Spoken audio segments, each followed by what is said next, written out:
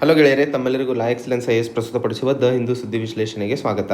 ಇಂದು ನಾವು August 21, 2020 Hindu news ಪೇಪರನ್ನು ನೋಡಲಿದ್ದೇವೆ. ಮುಂದಿನ article, high court issues notice to state on petition challenging land reforms ordinance act. So ಈ ಆರ್ಟಿಕಲನ್ನು ನಾವು ಕರ್ನಾಟಕ ಲ್ಯಾಂಡ್ ರಿಫಾರ್ಮ್ಸ್ ಆ್ಯಕ್ಟ್ 1991 ಮಾಡಿರುವಂತಹ ಅಮೆಂಡ್ಮೆಂಟನ್ನು ಇಲ್ಲಿ ಡಿಸ್ಕಸ್ ಮಾಡ್ತಾ ಇದ್ದೀವಿ. ಅದೇ Karnataka land reforms amendment ordinance act 2020. So ಇದರಲ್ಲಿ ಮಾಡಿದಂತಹ ಬದಲಾವಣೆಗಳನ್ನು ಮೊದಲಿಗೆ ನೋಡೋಣ. ಇದರಲ್ಲಿ ಮಾಡಿದಂತಹ ಬದಲಾವಣೆಗಳಿಂದಾಗಿ ಇಂಡಸ್ಟ್ರೀಸ್ ಅವರು ರೈತರಿಂದ ಡೈರೆಕ್ಟಾಗಿ ಭೂಮಿಯನ್ನು ಪಡೆಯಬಹುದು. ಹಾಗೆ ಇಲ್ಲಿ ಇರುವಂತಹ ಯೂನಿಟ್ಸ್ ಅಥವಾ ಏನು ಇಂಡಸ್ಟ್ರೀಸ್ ಬರ್ತಾವೋ ಅವು ರೆವೆನ್ಯೂ ಡಿಪಾರ್ಟ್ಮೆಂಟಿಂದ ಅಪ್ರೂವಲ್ ಅಂತ ಪಡೆಯಬೇಕಾಗಿರುವಂಥದ್ದು. ಒಂದು ವೇಳೆ 30 ದಿನಗಳ ಕಾಲಾವಕಾಶದಲ್ಲಿ ಡೆಪ್ಯೂಟಿ ಕಮಿಷನರ್ ಏನಾದರೂ ಪರ್ಮಿಷನ್ ಕೊಡದೇ ಇದ್ದಿದ್ದಲ್ಲಿ ಇಂಡಸ್ಟ್ರೀಸು ಮುಂಸಾಗಬಹುದು ಅಂತ ಹೇಳ್ತಾ ಇರುವಂಥದ್ದು. ಒಂದು ಹಂತದ ದೃಷ್ಟಿಯಲ್ಲಿ ನೋಡಿದಾಗ ಈ ಕರ್ನಾಟಕ ಲ್ಯಾಂಡ್ ರಿಫಾರ್ಮ್ಸ್ ಆರ್ಡಿನೆನ್ಸ್ ಆ್ಯಕ್ಟಿಂದಾಗಿ ಅಂದರೆ 2020 ಆರ್ಡಿನೆನ್ಸಿಂದಾಗಿ ಇಂಡಸ್ಟ್ರೀಸ್ಗಳಿಗೆ ಹೆಚ್ಚಿನ ಮಟ್ಟದಲ್ಲಿ ಅನುಕೂಲವಾಗಲಿದೆ.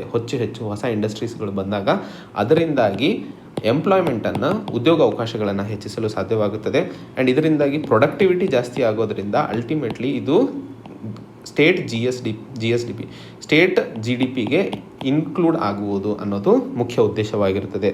ಆದರೆ ಇನ್ನೊಂದು ಕಡೆ ನೋಡಿದಾಗ ಈ ರೀತಿಯ ಬದಲಾವಣೆಗಳು ಅಂದರೆ ರೈತರ ಭೂಮಿ ಖರೀದಿ ಮಾಡೋದರಲ್ಲಿ ರಿಸ್ಟ್ರಿಕ್ಷನ್ಸನ್ನು ಕಡಿಮೆ ಮಾಡಿದಷ್ಟು ಮತ್ತು ಲಿಮಿಟನ್ನು ಹೆಚ್ಚಿಸಿದ್ದಷ್ಟು ಓವರ್ ಎಕ್ಸ್ಪ್ಲಾಯ್ಟೇಷನ್ ಮಾಡುವ ಅವಕಾಶಗಳು ಪ್ರೈವೇಟ್ ಪ್ಲೇಯರಿಂದ ಹೆಚ್ಚಿಗೆ ಆಗ್ತವೆ. ಯಾಕಂದರೆ ಪ್ರೈವೇಟ್ ಬಿಸ್ನೆಸ್ಸಿಗೆ ಯಾವಾಗಲೂ ಪ್ರಾಫಿಟ್ ಮುಖ್ಯವಾಗಿರುತ್ತದೆ. ಸೊ ಈ ರೀತಿಯ ಹೆಚ್ಚಿನ ಅನುಕೂಲಗಳು ಒಂದು ಸಾರಿ ನೆಗೆಟಿವ್ ಎಫೆಕ್ಟ್ಸು ಸಮಾಜಕ್ಕೆ ಆರ್ಥಿಕವಾಗಿ ಕೊಡಲು ಸಾಧ್ಯವಿದೆ ಅನ್ನೋದನ್ನು ಗಮನಿಸಬೇಕಾಗಿರುವಂಥದ್ದು. ಎರಡನೇದು, ಅಗ್ರಿಕಲ್ಚರ್ ಇನ್ವೆಸ್ಟ್ಮೆಂಟ್ ಯಾವಾಗ ಪ್ರೈವೇಟ್ ಆಗ್ತಾ ಹೋಗ್ತದೆಯೋ ಅಲ್ಲಿ ಹೆಚ್ಚಿನ ಮಾತ್ರದಲ್ಲಿ ಫಾರ್ಮರ್ಸು ಹಿಂದೆ ಸರ್ಕೊಂತ ಹೋಗ್ತಾರೆ. ಯಾಕಂದರೆ ಯಾವಾಗ ಅಗ್ರಿ ಇನ್ವೆಸ್ಟ್ಮೆಂಟು ಕಮರ್ಷಿಯಲೈಸ್ ಆಗ್ತಾ ಹೋಗ್ತದೆಯೋ ಅವ್ರ ಜೊತೆಯಲ್ಲಿ ಫಾರ್ಮರ್ಸು ಕಾಂಪೀಟ್ ಮಾಡಲು ಸಾಧ್ಯವಿಲ್ಲ. ಆ್ಯಂಡ್ ಅಗ್ರಿಕಲ್ಚರ್ ಲ್ಯಾಂಡನ್ನು ಕಮರ್ಷಿಯಲ್ ಆ್ಯಕ್ಟಿವಿಟೀಸಿಗೆ ಕನ್ವರ್ಟ್ ಮಾಡೋದು ಹೆಚ್ಚು ಪ್ರೈವೇಟ್ ಸೆಕ್ಟರ್ ಅವ್ರು ಯಾರು ಕೃಷಿ ಕಾರ್ಯಕ್ಕೆ ಕೈ ಹಾಕೋದಿಲ್ಲ. ಆದರೆ ಒಬ್ಬ ರೈತ ಏನಾದರೂ ಅದೇ ಅಗ್ರಿಕಲ್ಚರ್ ಲ್ಯಾಂಡನ್ನು ಪರ್ಚೇಸ್ ಮಾಡಿದರೆ ಅವನು ಅದರಲ್ಲಿ ಕೃಷಿ ಚಟುವಟಿಕೆಯನ್ನೇ ಮಾಡೋದು. ಸೊ ಈ ರೀತಿಯ ಅಗ್ರಿ ಇನ್ವೆಸ್ಟ್ಮೆಂಟಿಂದಾಗಿ ಅಥವಾ ಕೃಷಿಯಲ್ಲಿ ಇನ್ವೆಸ್ಟ್ಮೆಂಟ್ ಹೆಚ್ಚಿಗೆ ಮಾಡೋದರಿಂದ ಕೃಷಿ ಚಟುವಟಿಕೆಗಳಲ್ಲಿ ಹಿನ್ನಡತೆ ಕಾಣುವ ಸಾಧ್ಯತೆಗಳಿವೆ ಅಂತ ಹೇಳ್ತಾ ಇರುವಂಥದ್ದು. ಮತ್ತು ಮೂರನೇದು, ನಾನ್ ಅಗ್ರಿಕಲ್ಚರ್ ಇನ್ಕಮ್. ಸೊ ರೈತರು ಇನ್ಕಮ್ ಏನಿರುತ್ತದೆಯೋ ಅದರಿಂದ ರೈತರು ಇಲ್ಲದೇ ಇರುವಂತಹ ಇನ್ಕಮನ್ನು ಲಿಮಿಟ್ 2 ಲಕ್ಷದಿಂದ 25 ಲಕ್ಷಕ್ಕೆ ಏರಿಸಲಾಗಿರುವಂಥದ್ದು. ಸೊ 25 ಲಕ್ಷದವರೆಗೂ ನಾನ್ ಅಗ್ರಿಕಲ್ಚರ್ ಇನ್ಕಮ್ ಹೊಂದಿರುವಂಥವರು ಕೃಷಿ ಭೂಮಿಯನ್ನು ಪರ್ಚೇಸ್ ಮಾಡುವಂತಹ ಅವಕಾಶಗಳನ್ನು ಮಾಡಿರೋದ್ರಿಂದ ಇಲ್ಲಿ ಹೆಚ್ಚು ಇನ್ವೆಸ್ಟ್ಮೆಂಟು ಯಾರು ಸಮಾಜದಲ್ಲಿ ಸಾಮಾಜಿಕವಾಗಿ ಆರ್ಥಿಕವಾಗಿ ಒಳಿತಿರ್ತಾರೋ ಅಥವಾ ಆರ್ಥಿಕವಾಗಿ ಮುಂದೆ ಇರ್ತಾರೋ ಅವರು ಅಗ್ರಿಕಲ್ಚರಲ್ಲಿ ಇನ್ವೆಸ್ಟ್ಮೆಂಟ್ ಮಾಡಲು ಶುರು ಮಾಡಿದರೆ ಬಡ ರೈತರು, ಸ್ಮಾಲ್ ಹಾಗೂ ಮಾರ್ಜಿನಲ್ ಫಾರ್ಮರ್ಸು ಇನ್ನೂ ಭೂಮಿ ಖರೀದಿ ಮಾಡಿ ಅವರು ಇನ್ನೂ ಕೃಷಿ ಚಟುವಟಿಕೆಗಳನ್ನು ಹೆಚ್ಚಿಸೋದು ಕನಸಾಗಿ ಹೋಗಿರುತ್ತದೆ. ಸೊ ಈ ರೀತಿಯ ಇನ್ಕಮ್ ಲಿಮಿಟೇಷನ್ಸ್ಗಳನ್ನು 2015ರಲ್ಲೇ ಬದಲಾವಣೆಗಳೇ ಮಾಡಲಾಗಿತ್ತು. ಮತ್ತು ಗ್ಲೋಬಲೈಸೇಷನಿಂದಾಗಿ ನಮಗೆಲ್ಲ ಗೊತ್ತಿದೆ ಹೆಚ್ಚಿನ ಮಾತ್ರದಲ್ಲಿ ವಲಸೆ ಹೋಗ್ತಾ ಇರುವಂಥದ್ದು ಗ್ರಾಮೀಣ ಪ್ರದೇಶಗಳಿಂದ ಸಿಟಿ ಕಡೆಗೆ. ಸೊ ಈ ರೀತಿಯ ವಲಸೆಯಿಂದಾಗಿ ಆಗಲೇ ಕೃಷಿ ಕ್ಷೇತ್ರದ ಮೇಲೆ ಒತ್ತಡ ಇದೆ. ಯಾರೂ ಕೃಷಿ ಚಟುವಟಿಕೆಗಳನ್ನು ಒಂದು ಪ್ಯಾಷನ್ ಆಗಿ ಅಥವಾ ಬದಲಾವಣೆಗೋಸ್ಕರ ಯಾರೂ ಪ್ರಯತ್ನ ಮಾಡ್ತಾ ಇಲ್ಲ. ಸೊ ಈ ಒತ್ತಡದ ನಡುವೆಯೂ ಈ ರೀತಿಯ ಬದಲಾವಣೆಗಳು ಈಗ ಇರುವಂತಹ ರೈತರ ಮೇಲೂ ಇನ್ನೂ ಹೆಚ್ಚಿನ ಒತ್ತಡ ಬೀಳಲಿದೆ ಅನ್ನುವಂಥದ್ದು ಈ ಪೆಟಿಷನ್ ಕೊಡಲಾಗಿತ್ತು. ಸೊ ಸರ್ಕಾರ ಯಾವಾಗಲೂ ರೈತರ ಮತ್ತು ಡೆವಲಪ್ಮೆಂಟ್ ಏಳಿಗೆಯ ಮಧ್ಯೆ ಇರುವಂತಹ ಫೈನ್ ಬ್ಯಾಲೆನ್ಸನ್ನು ಸರಿಯಾಗಿ ನೋಡಿ ಅದಕ್ಕೆ ಅನುಕೂಲವಾಗುವಂತೆ ಎಲ್ಲ ಕಡೆಯ ಓವರಾಲ್ ಡೆವಲಪ್ಮೆಂಟ್ಗೋಸ್ಕರ ಆಲೋಚಿಸುವ ನಿಟ್ಟಿನಲ್ಲಿ ಕೆಲಸ ಕ್ರಮಗಳನ್ನು ಮುಂಸಾಗಿಸಬೇಕು ಅನ್ನೋದನ್ನು ಈ ಆರ್ಟಿಕಲಲ್ಲಿ ನಾವು ಅರ್ಥೈಸಿಕೊಳ್ಳಬೇಕಾಗಿರುವಂಥದ್ದು. ಈ ಆರ್ಟಿಕಲ್ನಲ್ಲಿ ಭಾರತ ಮತ್ತು ಬಾಂಗ್ಲಾದೇಶ ನಡುವೆ ಇರುವಂತಹ ಪ್ರಾಜೆಕ್ಟ್ಸ್ಗಳನ್ನು ಮಾನಿಟರ್ ಮಾಡಲು ಒಂದು ಆಟೋನಮಸ್ ಏಜೆನ್ಸಿಯನ್ನು ಕ್ರಿಯೇಟ್ ಮಾಡುವ ನಿಟ್ಟಿನಲ್ಲಿ ಈ ಆರ್ಟಿಕಲನ್ನು ಡಿಸ್ಕಸ್ ಮಾಡ್ತಾ ಇದ್ದೀವಿ. ಸೊ ಈ ಆರ್ಟಿಕಲ್ನಲ್ಲಿ ನಾವು ಅತಿ ಇಂಪಾರ್ಟೆಂಟಾಗಿ ಅರ್ಥ ಮಾಡ್ಕೊಳ್ಳಬೇಕಾಗಿರುವಂಥದ್ದು, ಭಾರತ ಮತ್ತು ಇರಾನ್ ನಡುವೆ ಇದ್ದಂತಹ ಒಂದು ಚಾಬಾರ್ ಪೋರ್ಟ್ ಕಳ್ಕೊಳ್ಳಲು ಕಾರಣವಾಗಿದ್ದು ಫೈನಾನ್ಷಿಯಲ್ ಫಂಡಿಂಗಲ್ಲಿ ಹಿಂದುಳ್ಕೊಂಡಿರುವಂಥದ್ದಿಂದ.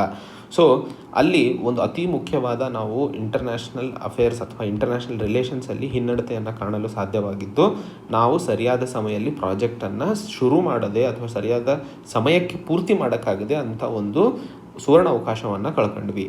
ಹಾಗೆ ಭಾರತ ಮತ್ತು ಬಾಂಗ್ಲಾದೇಶ ನಡುವೆಯೂ ಈ ರೀತಿಯ ಉತ್ತಮವಾದ ಅಥವಾ ಈ ರೀತಿಯ ಅತಿ ಇಂಪಾರ್ಟೆಂಟ್ ಇರುವಂತಹ ಪ್ರಾಜೆಕ್ಟ್ಸ್ಗಳು ಏನಿದಾವೋ ಅದನ್ನು ಸರಿಯಾಗಿ ಮಾನಿಟರ್ ಮಾಡದೇ ಇದ್ದಿದ್ದಲ್ಲಿ ಈ ಎರಡು ರಾಷ್ಟ್ರಗಳ ಮಧ್ಯೆಯೂ ಸಂಬಂಧಗಳಲ್ಲಿ ಬಿರುಕು ಬರುವ ಸಾಧ್ಯತೆಗಳು ಇರ್ತವೆ ಅಂತ ಹೇಳಿ ಆ ನಿಟ್ಟಿನಲ್ಲಿ ಈ ಒಂದು ಕ್ರಮವನ್ನು ಕೈಗೊಂಡಿರುವಂಥದ್ದು. ಸೊ ಇದರ ಅಡಿಯಲ್ಲಿ ಒಂದು ಮಾನಿಟರಿಂಗ್ ಮೆಕ್ಯಾನಿಸಮನ್ನು ಕ್ರಿಯೇಟ್ ಮಾಡಲಾಗುವುದು. ಸೊ ಈ ಮೆಕ್ಯಾನಿಸಮು ಟೈಮ್ಲಿ ಕಂಪ್ಲೀಷನ್ ಆಫ್ ಪ್ರಾಜೆಕ್ಟ್ಸಿಗೆ ನೋಡಿಕೊಳ್ಳುತ್ತದೆ. ಸೊ ಯಾವ್ಯಾವ ಪ್ರಾಜೆಕ್ಟ್ಸ್ ಇದ್ದಾವೆ ಭಾರತ ಮತ್ತು ಬಾಂಗ್ಲಾದೇಶ್ ನಡುವೆಯಲ್ಲಿ ಅಂತಂದಾಗ, ಮೊದಲನೇದಾಗಿ ರಾಮ್ಪಾಲ್ ಮೈತ್ರಿ ಪವರ್ ಪ್ಲ್ಯಾಂಟ್ ಅಂತ ಹೇಳಿ. ಸೊ ಈ ರಾಮ್ಪಾಲ್ ಮೈತ್ರಿ ಪವರ್ ಪ್ಲ್ಯಾಂಟ್ ಅನ್ನೋದು ಬಾಂಗ್ಲಾದೇಶಲ್ಲಿ 1320 ಮೆಗಾವ್ಯಾಟ್ ಪವರ್ ಪ್ಲ್ಯಾಂಟ್ ಇದು ಇದ್ದಲಿಂದ ಅಂದರೆ ಕೋಲ್ ಫೈರ್ಡ್ ಪವರ್ ಪ್ಲ್ಯಾಂಟ್ ಬಾಗೇಹಾರ್ ಡಿಸ್ಟಿಕ್ ಅಂತ ಹೇಳಿ ಕುಲ್ನಾ ಬಾಂಗ್ಲಾದೇಶಲ್ಲಿ ಇರುವಂಥದ್ದು. ಇದರ ಪ್ರಾಜೆಕ್ಟ್ ಪ್ರಪೋಸ್ಡ್ ಏರಿಯಾ 1834 ಎಕರೆಯಲ್ಲಿ ಕಟ್ತಾ ಇರುವಂಥದ್ದು. ಇದು ಪ್ರಪಂಚದ ಅತಿ ದೊಡ್ಡ ಮ್ಯಾಂಗ್ರೋವ್ ಫಾರೆಸ್ಟ್ ಸುಂದರ್ಬನ್ ಏನಿದೆಯೋ ಅಲ್ಲಿಂದ 14 ಕಿಲೋಮೀಟರ್ ಇರುವಂಥದ್ದು. So UNESCO world heritage site mangrove forest Sundarban. So ಇದು ನಮಗೆ ಪ್ರಿಲಿಮ್ಸ್ ಹಾಗೂ ಮೇನ್ಸಲ್ಲೂ ಸಹ ಉಪಯೋಗವಾಗಿರುವಂಥದ್ದು. ಸೊ ಈ ಪ್ಲ್ಯಾಂಟ್ ಏನು ಕಟ್ತಾ ಇದ್ದಾರೆ, ಇದು ಆ ರಾಜ್ಯದ ಅಥವಾ ರಾಷ್ಟ್ರದ ಬಾಂಗ್ಲಾದೇಶದ ಅತಿ ದೊಡ್ಡ ಲಾರ್ಜೆಸ್ಟ್ ಪವರ್ ಪ್ಲ್ಯಾಂಟ್ ಆಗಲಿದೆ. ಈ ಪವರ್ ಪ್ಲ್ಯಾಂಟನ್ನು ಭಾರತದ national thermal power corporation limited NTPC ಹಾಗೂ ಬಾಂಗ್ಲಾದೇಶದ ಬಾಂಗ್ಲಾದೇಶ್ ಪವರ್ ಡೆವಲಪ್ಮೆಂಟ್ ಬೋರ್ಡ್ ಇವರೆರಡರ ಸಹಭಾಗಿತ್ವದಲ್ಲಿ ಇದನ್ನು ಕಟ್ಟಲಾಗ್ತಾ ಇರುವಂಥದ್ದು. ಹಾಗೆ ಎರಡನೇ project India Bangladesh friendship pipeline. So ಈ India Bangladesh friendship pipeline 130 kilometre pipeline project. ಇದು ವೆಸ್ಟ್ ಬೆಂಗಾಲ್ ಸಿಲುಗಿರಿ ಡಿಸ್ಟಿಕ್ಕಿಂದಾಗಿ Parbatipur in Dinajpur district Bangladesh. So ಇವೆರಡರ ಮಧ್ಯೆ ಇರುವಂತಹ ಈ 130 ಕಿಲೋಮೀಟರ್ ಪೈಪ್ಲೈನಿಂದಾಗಿ ಇಂಧನ ಸಪ್ಲೈಗೋಸ್ಕರ ಸಹಕಾರಿಯಾಗಲಿದೆ. ಹಾಗೂ ಇದರ ಜೊತೆಯಲ್ಲಿ ಮೂರನೇದು ರೈಲ್ವೆ ಲೈನ್ಸ್ಗಳನ್ನು ಸಹ ಹಾಕ್ತಾ ಇರುವಂಥದ್ದು. ಅಖೌರಾ ಅಗರ್ತಲಾ, ಚಿಲ್ಹಾತಿ ಹಲ್ದಿಬುರಿ, ಖುಲ್ನಾ ಮಂಗೋಲಾ.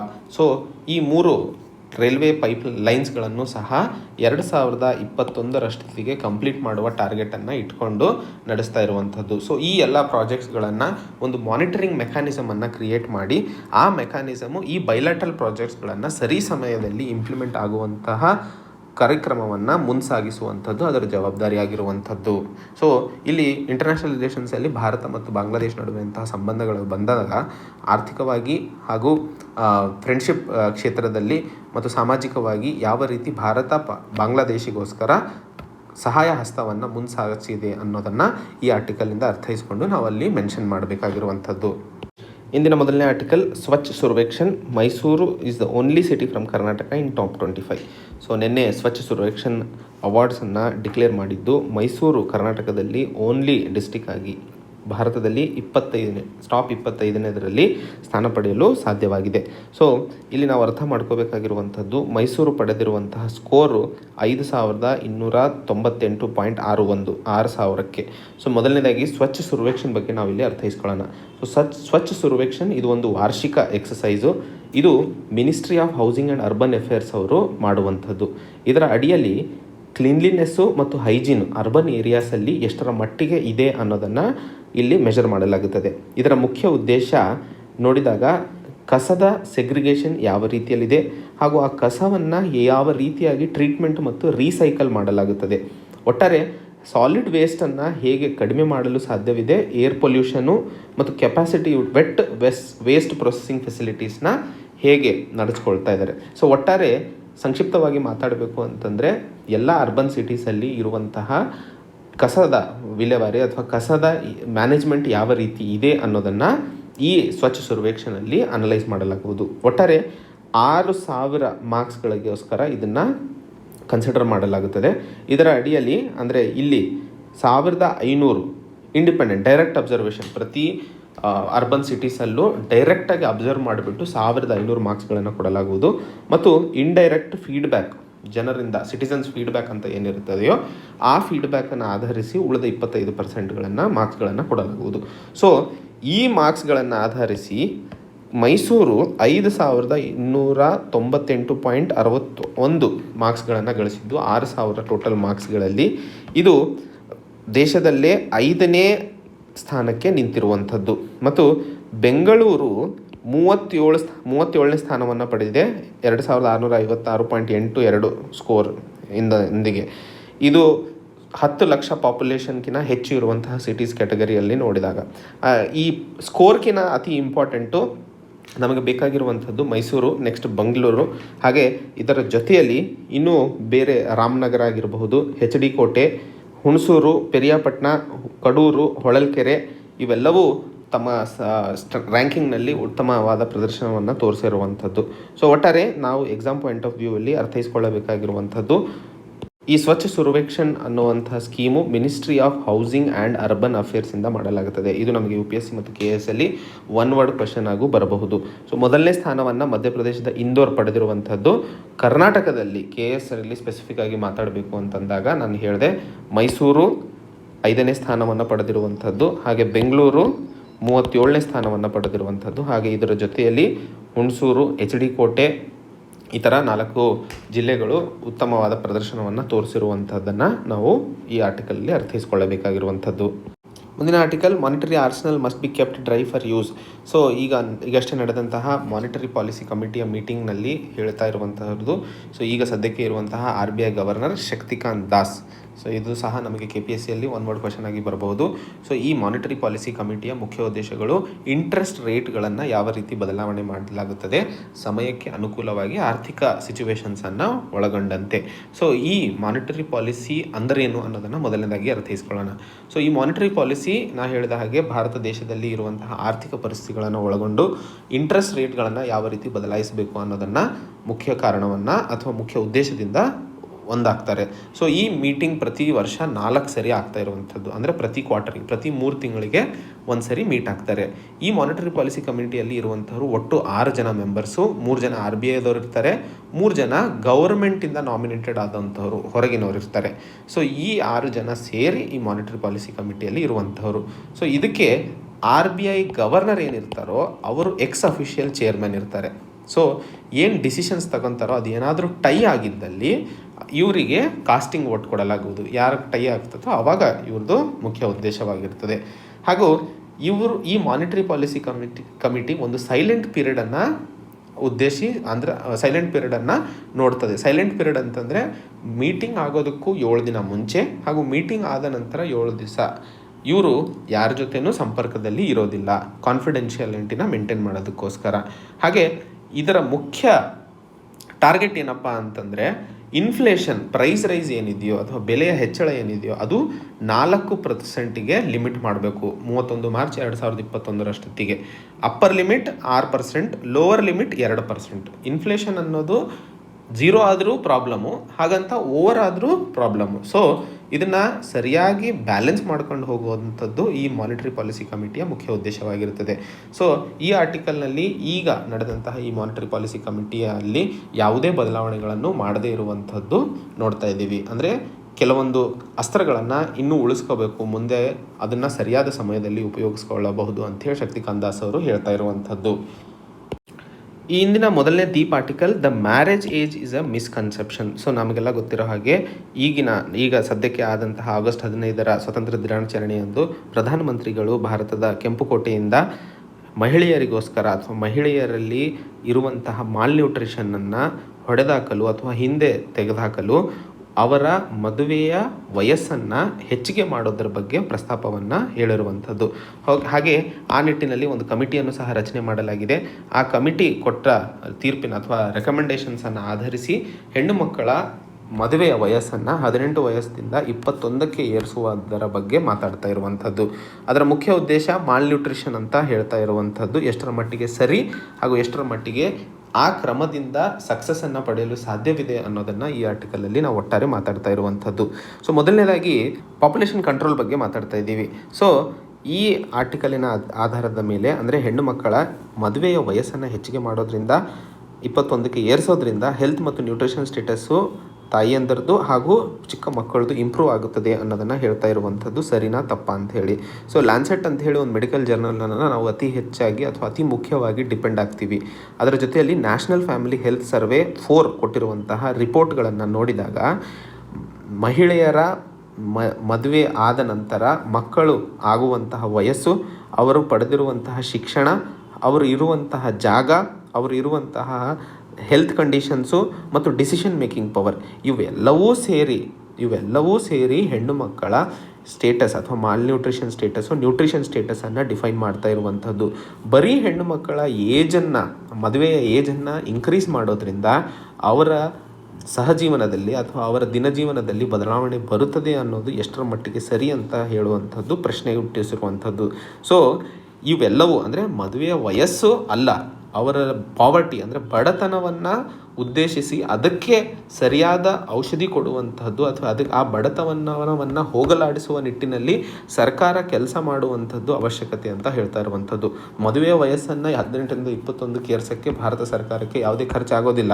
ಆದರೆ ಅದರಿಂದ ಬದಲಾವಣೆಗಳು ನಿಜವಾಗಿಯೂ ಎಷ್ಟರ ಮಟ್ಟಿಗೆ ಬರಲು ಸಾಧ್ಯವಿದೆ ಅನ್ನೋದನ್ನು ಹೇಳ್ತಾ ಇರುವಂಥದ್ದು.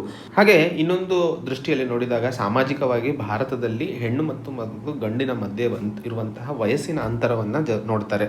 ಸೊ ಈ ವಯಸ್ಸಿನ ಅಂತರದಲ್ಲಿ ಏನಾದರೂ ಮದುವೆಯ ವಯಸ್ಸು, ಹೆಣ್ಣುಮಕ್ಕಳ ಮದುವೆಯ ವಯಸ್ಸನ್ನು 21ಕ್ಕೆ ಏರಿಸಿದಾಗ ಗಂಡು ಮಕ್ಕಳ ವಯಸ್ಸನ್ನು ಸಹ 5-6 ವರ್ಷ ಮುಂದೆ ನೋಡ್ತಾರೆ. ಸೊ ಹೆಣ್ಣು ಮಕ್ಕಳನ್ನು ನಮ್ಮ ಸಮಾಜದಲ್ಲಿ ಒಂದು ಹೊರೆಯನ್ನಾಗಿ ಕಂಡು ಸರಿಯಾಗಿ ಅಂದರೆ ಆದಷ್ಟು ಬೇಗ ಮದುವೆ ಮಾಡಲು ಮುಂದಾಗ್ತಾರೆ. ಹೆಚ್ಚಿನ ಮಾತ್ರದಲ್ಲಿ ಭಾರತದಲ್ಲಿ ಹೆಣ್ಣು ಮಕ್ಕಳ ಅಥವಾ ಚೈಲ್ಡ್ ಮ್ಯಾರೇಜನ್ನು ಹೆಚ್ಚಿನ ಮಾತ್ರದಲ್ಲಿ ನಾವು ನೋಡ್ತೀವಿ. ಸೊ ಈಗ ನಡೀತಿರುವಂತಹ ಚೈಲ್ಡ್ ಮ್ಯಾರೇಜಸ್ಗಳನ್ನು ಕ್ರಿಮಿನಲೈಸೇಷನ್ ಮಾಡಿ ಆ ಕ್ರಿಮಿನಲೈಸೇಷನ್ ಹೊರೆಯನ್ನು ಮತ್ತೆ ಫ್ಯಾಮಿಲಿಗಳ ಮೇಲೆ, ಯಾಕಂದರೆ ಹೆಣ್ಣು ಮಕ್ಕಳನ್ನು ಮದುವೆ ಮಾಡುವ ಒಂದು ಸಮೃದ್ಧಿ ಅಥವಾ ಒಂದು ದಾರಿ ನಡ್ಕೊಂಡ್ಬಂದಿದೆ. ಸಾಮಾಜಿಕ ಬದಲಾವಣೆ ಒಂದೇ ದಿವಸದಲ್ಲಿ ಯಾವತ್ತೂ ಆಗೋದಿಲ್ಲ. ಸೊ ಅದು ಒಂದು ಗ್ರ್ಯಾಜುವಲ್ ಚೇಂಜ್. ಆ ಬದಲಾವಣೆಗಳನ್ನು ನಾವು ಲಾಸ್ ಪ್ರಕಾರ ಒಂದು ದಿವಸದಲ್ಲಿ ಮಾಡಬಹುದು, ಆದರೆ ಜನರ ಆಲೋಚನೆಯಲ್ಲಿ ಹಾಗೂ ಜನರ ಯೋಚನೆಗಳಲ್ಲಿ ಬದಲಾವಣೆ ಬರೆಸೋದು ಒಂದಿಷ್ಟು ಸಮಯ ತಗೊಳ್ಳುತ್ತದೆ. ಸೊ ಮೊದಲೇ ಬಡತನದಿಂದ ಹೊರದಾಡುತ್ತಿರುವಂತಹ ಸಮಸ್ಯೆಗಳಿಂದ ಹೊರತೆಗೆಯುವುದನ್ನು ಬಿಟ್ಟು ಈ ರೀತಿಯ ಕಾನೂನುಗಳನ್ನು ತರೋದ್ರಿಂದ ಆ 18-19 ವಯಸ್ಸು ಹೆಣ್ಣು ಮಕ್ಕಳ ಮದುವೆ ಮಾಡೋದ್ರಿಂದ ಅಲ್ಲಿಯ ಕುಟುಂಬಗಳು ಸಹ ಕ್ರಿಮಿನಲೈಸೇಷನಿಗೆ ಒಳಗಾಗಿ ಅದು ಒಂದು ಬರೆಯಾಗಿ ಉಂಟಾಗಲಿದೆ ಅನ್ನೋದನ್ನು ಈ ಆರ್ಟಿಕಲಲ್ಲಿ ಹೇಳ್ತಾ ಇರುವಂಥದ್ದು. ಸೊ ಮೊದಲಿಗೆ ಮದುವೆಯ ವಯಸ್ಸನ್ನು ಹೆಚ್ಚಿಗೆ ಮಾಡೋದು ಸರಿ, ಆದರೆ ಈಗ ಸದ್ಯಕ್ಕೆ ಮೊದಲನೇ ಹಂತದಲ್ಲಿ ಬೇಕಾಗಿರುವಂಥದ್ದು ಹೆಣ್ಣು ಮಕ್ಕಳ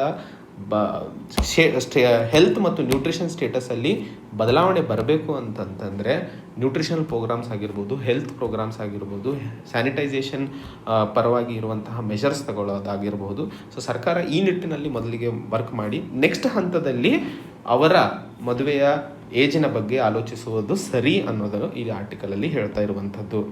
ಮುಂದಿನ ಆರ್ಟಿಕಲ್ ನ್ಯಾಷನಲ್ ರಿಕ್ರೂಟ್ಮೆಂಟ್ ಏಜೆನ್ಸಿಯನ್ನು ಕೇಂದ್ರ ಸರ್ಕಾರ ಅಂದರೆ ಯೂನಿಯನ್ ಕ್ಯಾಬಿನೆಟ್ ಕ್ರಿಯೇಟ್ ಮಾಡಿರುವಂಥ ನಿಟ್ಟಿನಲ್ಲಿ ಈ ಆರ್ಟಿಕಲನ್ನು ಡಿಸ್ಕಸ್ ಮಾಡಲಿದ್ದೇವೆ. ಸೊ ಈ ನ್ಯಾಷನಲ್ ರಿಕ್ರೂಟ್ಮೆಂಟ್ ಏಜೆನ್ಸಿಯ ಅಡಿಯಲ್ಲಿ ನಾನ್ ಗೆಜೆಟೆಡ್ ಪೋಸ್ಟ್ಗಳಿಗೋಸ್ಕರ ಸ್ಕ್ರೀನಿಂಗ್ ಟೆಸ್ಟನ್ನು ಮಾಡೋದ್ರ ಬಗ್ಗೆ ನಾವು ಮಾತಾಡ್ತಾ ಇದ್ವಿ. ಸೊ ಈ ನಾನ್ ಗೆಜೆಟೆಡ್ ಪೋಸ್ಟ್ಗಳಲ್ಲಿ ಅಂದರೆ RRB ಆಗಿರಬಹುದು, SSC ಆಗಿರಬಹುದು ಹಾಗೂ IBPS ಎಕ್ಸಾಮ್ಗಳಿಗೋಸ್ಕರ ಎಕ್ಸಾಮಿನೇಷನನ್ನು ಮಾಡಲಾಗುವುದು ಅಂತ ಹೇಳ್ತಾ ಇರುವಂಥದ್ದು.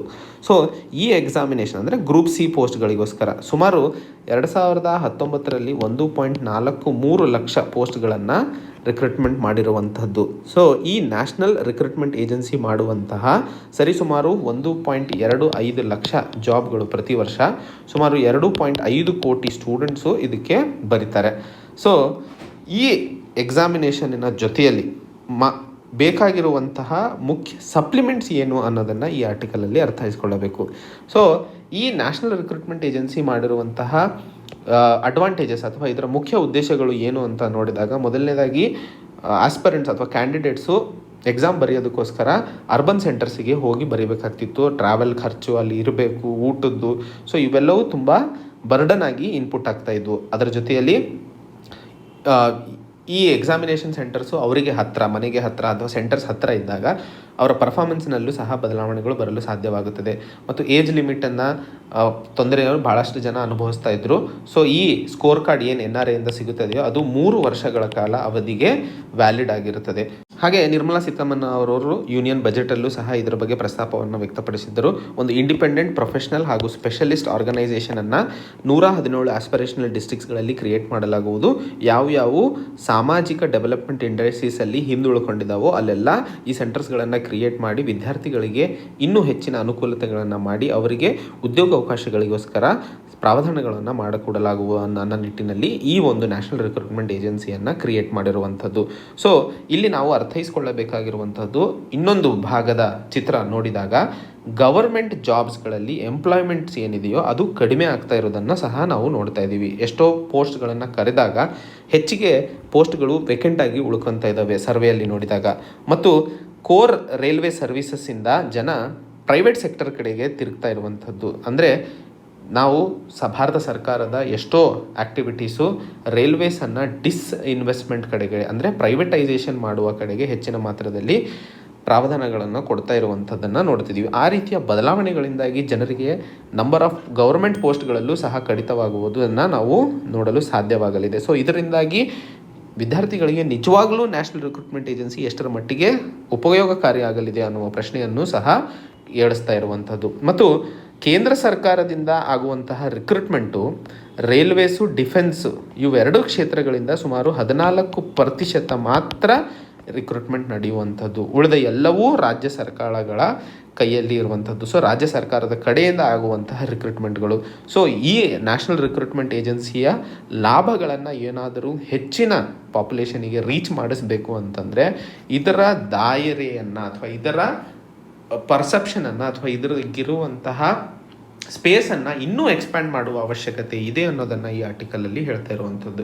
ಸೊ ನಮಗೆ ಎಕ್ಸಾಮ್ ಪಾಯಿಂಟ್ ಆಫ್ ವ್ಯೂ ಅಲ್ಲಿ ನ್ಯಾಷನಲ್ ರಿಕ್ರೂಟ್ಮೆಂಟ್ ಏಜೆನ್ಸಿ ಅಂದರೆ ಏನು, ಇದರ ಮುಖ್ಯ ಉದ್ದೇಶಗಳೇನು, ಇದು ಮಾಡಿದಂತಹ ಮುಖ್ಯ ಕಾರಣಗಳೇನು, ಹಾಗೂ ಇದಕ್ಕೆ ಇನ್ನೂ ಸಪ್ಲಿಮೆಂಟ್ ಆಗಲು ಅಥವಾ ಇದರ ಎಫೆಕ್ಟಿವ್ನೆಸ್ಸನ್ನು ಇನ್ನೂ ಹೆಚ್ಚಿಗೆ ಉಪಯೋಗಿಸ್ಕೊಳ್ಳುವುದಕ್ಕೋಸ್ಕರ ಏನು ಮಾಡಬೇಕು ಅನ್ನೋದನ್ನು ಈ ಆರ್ಟಿಕಲಲ್ಲಿ ಅರ್ಥೈಸ್ಕೊಳ್ಳಬೇಕಾಗಿರುವಂಥದ್ದು.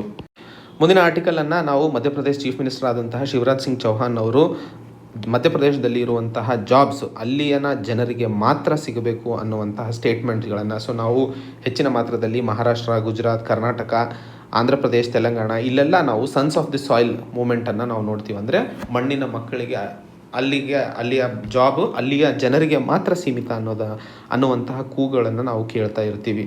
ಸೊ ಹಾಗೆ ಹೆಚ್ಚಿನ ಮಾತ್ರದಲ್ಲಿ ನಾವು ನೋಡ್ತೀವಿ ಲೋಕಲ್ ಸ್ಟೇಟ್ಸ್ಗಳಲ್ಲಿ ಲೋಕಲ್ ಲ್ಯಾಂಗ್ವೇಜು ಮತ್ತು ಮೂಮೆಂಟ್ ಆಫ್ ಪೀಪಲ್ ಟ್ರೈಬಲ್ ಏರಿಯಾಸ್ಗಳಿಗೆ ಹೋಗದೇ ಇರುವಂತಹ ರೆಸ್ಟ್ರಿಕ್ಷನ್ಸು, ಈ ರೀತಿಯ ಲಿಮಿಟೇಷನ್ಸ್ಗಳು ಆಗಲೇ ಪ್ರತಿ ರಾಜ್ಯದಲ್ಲಿ ಇರುವಂಥದ್ದು. ಈಗ ಸದ್ಯಕ್ಕೆ ಯಾವಾಗಲೇ ಒಂದು ರಾಜಕೀಯ ಪರಿಸ್ಥಿತಿ ಒತ್ತಡಕ್ಕೆ ಒಳಗಾದಾಗ ಈ ರೀತಿಯ ಒಂದು ಡೈವರ್ಷನನ್ನು ಕ್ರಿಯೇಟ್ ಮಾಡುವುದು ಅಂತೂ ಸರ್ವೇ ಸಾಮಾನ್ಯವಾಗಿ ನೋಡ್ತಾ ಇದ್ದೀವಿ. ಸೊ ಸರ್ಕಾರ ಎಂಪ್ಲಾಯ್ಮೆಂಟ್ಗೋಸ್ಕರ ಅಥವಾ ಜಾಬನ್ನು ಹೆಚ್ಚಿಗೆ ಮಾಡುವಂತಹ ನಿಟ್ಟಿನಲ್ಲಿ ಮಾಡುವಂತಹ ಕೆಲಸವನ್ನು ಬಿಟ್ಟು ಈ ರೀತಿಯ ರಾಜಕೀಯ ತಂತ್ರವನ್ನು ಉಪಯೋಗಿಸಿ ಜನರ ಆಲೋಚನೆ ಅಥವಾ ಜನರ ಥಿಂಕಿಂಗನ್ನು ಬದಲಾಯಿಸುವಂಥದ್ದು ಸರಿಯಲ್ಲ ಅನ್ನೋದು ಈ ಆರ್ಟಿಕಲಲ್ಲಿ ಹೇಳ್ತಾ ಇರುವಂಥದ್ದು. ಈಗ ಉದಾಹರಣೆಗೆ ಗುಜರಾತ್ನ ಒಂದು ಉದಾಹರಣೆಯಲ್ಲಿ ಕೊಡಲಾಗಿದೆ. ಗುಜರಾತಿನಲ್ಲಿ ರೂಲಿಂಗ್ BJP ಗವರ್ಮೆಂಟು ಡೊಮಿಸೈಲ್ ಅಂದರೆ ಅಲ್ಲಿನ ಲೋಕಲ್ ಪಾಪ್ಯುಲೇಷನಿಗೆ 85% ಪ್ರೈವೇಟ್ ಸೆಕ್ಟರು ಮತ್ತು ಗೌರ್ಮೆಂಟ್ ಸೆಕ್ಟರಲ್ಲಿ ಜಾಬ್ ಕೊಡಬೇಕು ಅಂತ ಹೇಳಿ ಒತ್ತಡವನ್ನು ಹಾಕ್ತಾ ಇರುವಂಥದ್ದು. ಆದರೆ 2017ರ ಸರ್ವೆ ನೋಡಿದಾಗ ಸುಮಾರು 92% ಲೋಕಲ್ ಪಾಪ್ಯುಲೇಷನ್ನೇ ಆಗಲೇ ಜಾಬಲ್ಲಿರೋದು. ಸೊ ಈ ರೀತಿಯ ಗೊಂದಲಗಳನ್ನು ಯಾಕೆ ಸೃಷ್ಟಿಸಿ ಜನರ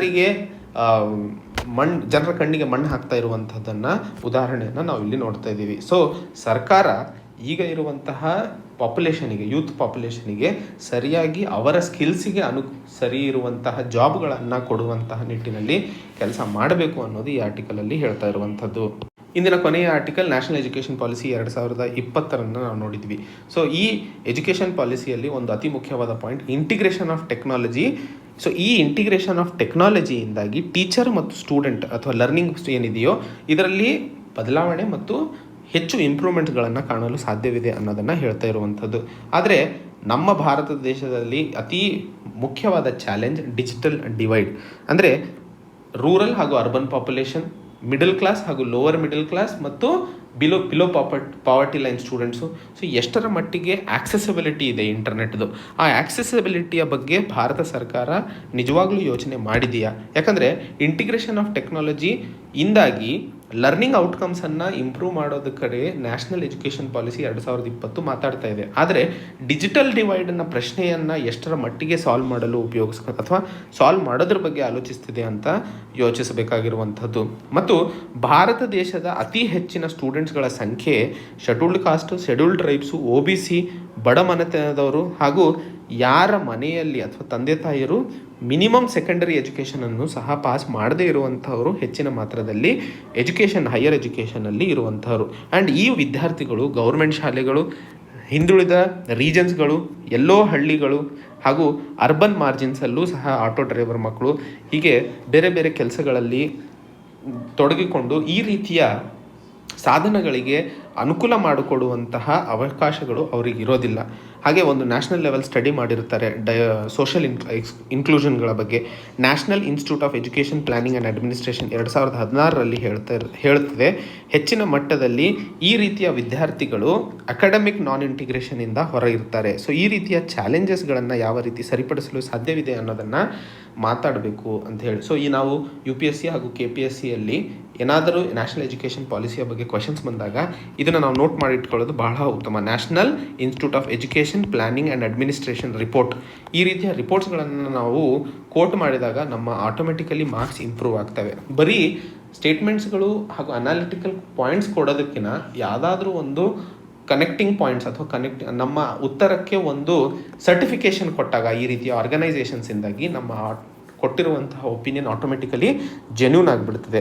ಅದನ್ನು ನಾವು ಯೋಚನೆ ಮಾಡಬೇಕು. ಮತ್ತು ಈ ನ್ಯಾಷನಲ್ ಎಜುಕೇಷನ್ ಪಾಲಿಸಿ ಎಜುಕೇಷನ್ ಮತ್ತು ಟೆಕ್ನಾಲಜಿಯ ಮಧ್ಯೆ ಬೆಳೆತಿರುವಂತಹ ಲಿಂಕೇಜಸ್ಸಿಂದಾಗಿ ಸ್ಟೂಡೆಂಟ್ಸ್ಗಳಿಗೆ ಒಂದು ಹೊಸ ಅವಕಾಶ ಸಿಗಲಿದೆ. ಅವರಿಗೆ ಅಂದರೆ ಈಗ ಇರುವಂತಹ ಟೀಚರ್ ಸೆಂಟ್ರಿಕ್ ಎಜುಕೇಷನಿಂದಾಗಿ ನಾವು ಸ್ಟೂಡೆಂಟ್ ಸೆಂಟ್ರಿಕ್ ಎಜುಕೇಷನ್ ಕಡೆಗೆ ಬದಲಾಗ್ತಾ ಇದ್ದೀವಿ. ಸೊ ಸ್ಟೂಡೆಂಟು ಅವನಿಗೆ ಎಷ್ಟರ ಮಟ್ಟಿಗೆ ಕಾನ್ಸಂಟ್ರೇಟ್ ಮಾಡಲು ಸಾಧ್ಯವಿದೆ ಅಥವಾ ಯಾವ ಸಮಯದಲ್ಲಿ ಅವರಿಗೆ ಓದಲು ಸಾಧ್ಯವಿದೆ.